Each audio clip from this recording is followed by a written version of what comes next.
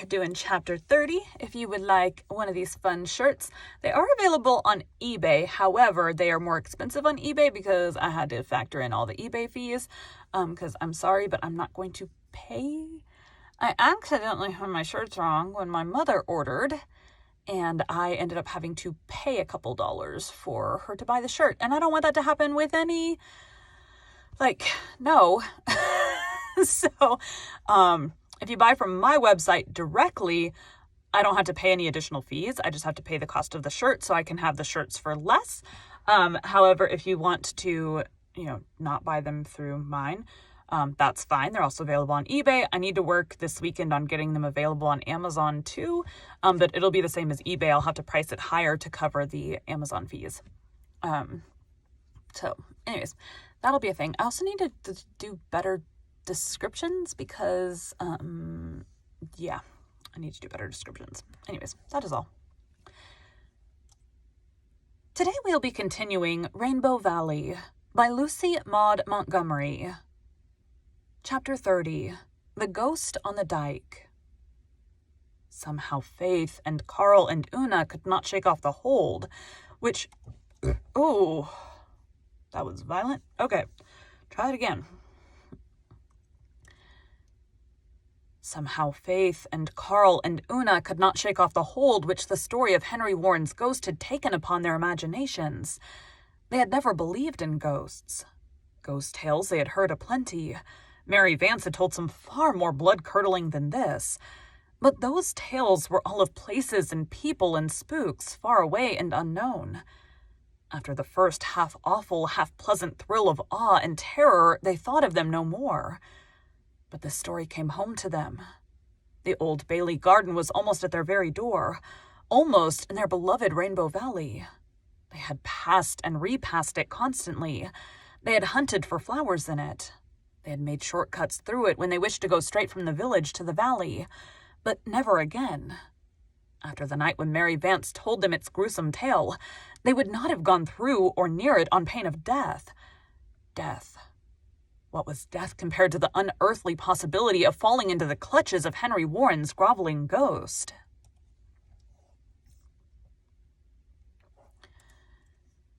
One warm July evening, the three of them were sitting under the tree lovers, feeling a little lonely.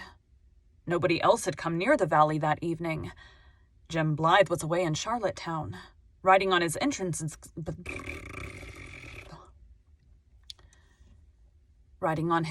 examinations. Jerry and Walter Blythe were off for a sail on the harbor with old Captain Crawford. Nan and Di and Rilla and Shirley had gone down the harbor road to visit...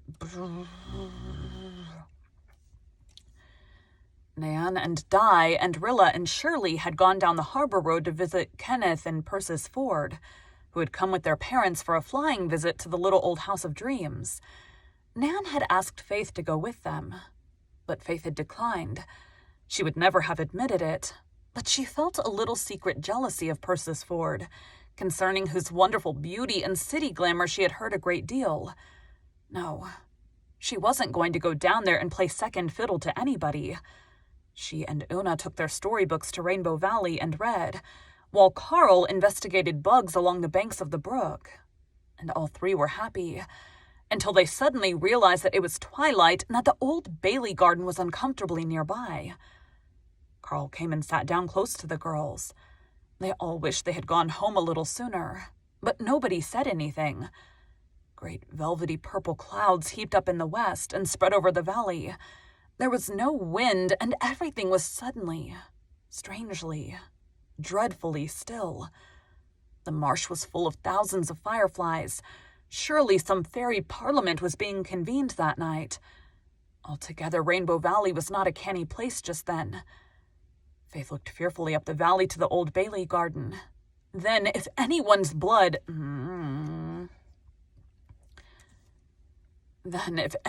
blood ever did freeze, Faith Meredith certainly froze at that moment. The eyes of Carl and Una followed her entranced gaze, and chills began galloping up and down their spines also. For there, under the big tamarack tree on the tumble-down grass-grown dyke of the Bailey garden, was something white. shapelessly white in the gathering gloom. The three Merediths sat and gazed as if turned to stone. It's the calf," whispered Una at last. "It's too big for the calf," whispered Faith. Her mouth and lips were so dry she could hardly articulate the words. Suddenly, Carl gasped, "It's coming here." The girls gave one last agonized glance. Yes, it was creeping down over the dike, as no calf ever did or could creep. Reason fled before sudden overmastering panic. For the moment, every one of the trio was firmly convinced that what they saw was Henry Warren's ghost. Carl sprang to his feet and bolted blindly. With a simultaneous shriek, the girls followed him. Like mad creatures, they tore up the hill, across the road, and into the manse. They had left Aunt Martha sewing in the kitchen. She was not there. They rushed to the study. It was dark and tenantless. As with one impulse, they swung around and made for Ingleside, but not across Rainbow Valley. Down the hill and through the Glen Street they flew on the wings of their wild terror. Carl in the lead, Una bringing up the rear. Nobody tried to stop them, though everybody who saw them wondered what fresh devilment those manse youngsters were up to now. But at the gate of Ingleside, they ran into Rosemary West, who had just been in for a moment to return some borrowed books. She saw their ghastly faces and staring eyes. She realized that their poor little souls were wrung with some awful and real fear, whatever its cause. She caught Carl with one arm, and Faith with the other. Una stumbled against her and held on desperately. Rosemary.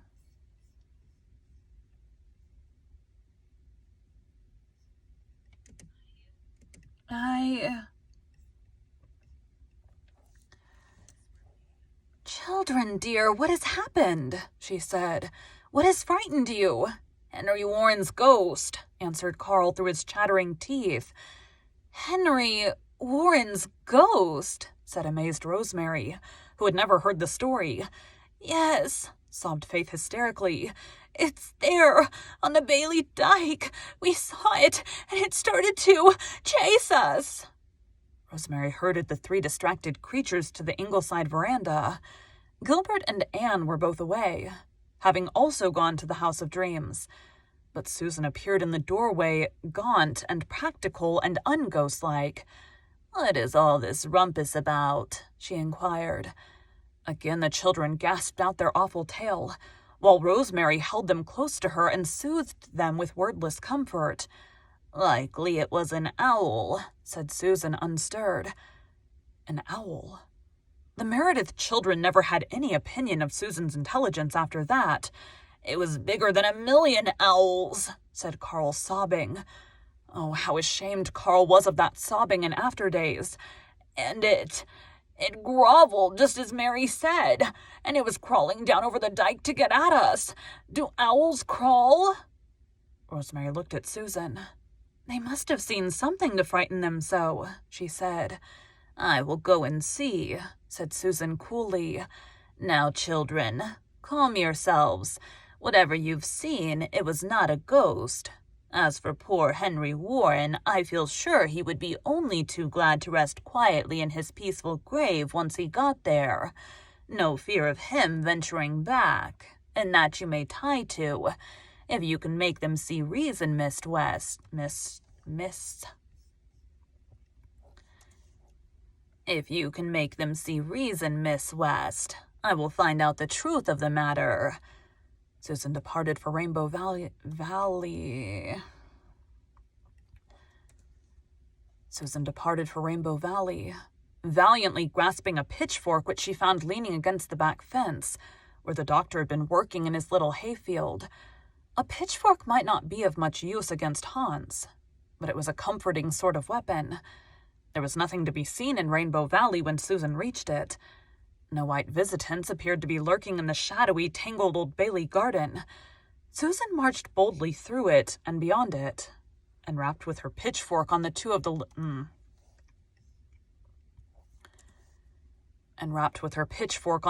little cottage on the other side, where Mrs. Stimson lived with her 2 daughters. Back at Ingleside, Rosemary had succeeded in calming the children. They still sobbed a little from shock, but they were beginning to feel a lurking and salutary suspicion that they had made dreadful geese of themselves. The suspicion became a certainty when Susan finally returned. "I've found out what your ghost was," she said, with a grim smile, sitting down on a rocker and fanning herself. "Old Mrs. Stimson has had a pair of factory cotton sheets bleaching in the Bailey garden for a week. She spread them on the Dyke under the tamarack tree because the grass was clean and short there. This evening she went out to take them in. She had her knitting in her hands, so she hung the sheets over her shoulders by way of carrying them. And then she must have dropped one of her needles and find it she could not and has not yet. But she went down on her knees and crept about to hunt for it, and she was at that when she heard awful yells down in the valley, and saw the 3 children tearing up the hill past her. She thought they had been bit by something, and it gave her poor old heart such a turn that she could not move or speak, but just crouched there till they disappeared. Then she staggered back home, and they've been applying stimulants to her ever since, and her heart is in a terrible condition, and she says she will not get over this fright all summer." The Meredith sat, crimson with a shame that even Rosemary's understanding sympathy could not remove. They sneaked off home, met Jerry at the manse gate, and made remorseful confession. A session of the Good Conduct Club was arranged for next morning. Wasn't Miss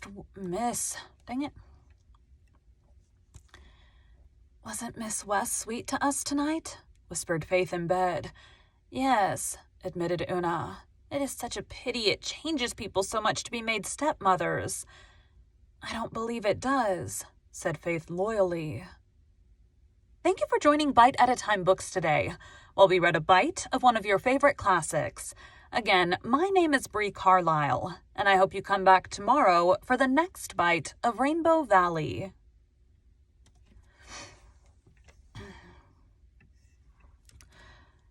All right, that's all I got. I'm going to do some auditions real quick. I got about 15 minutes, so it's like a couple auditions I can get done. Thanks, guys.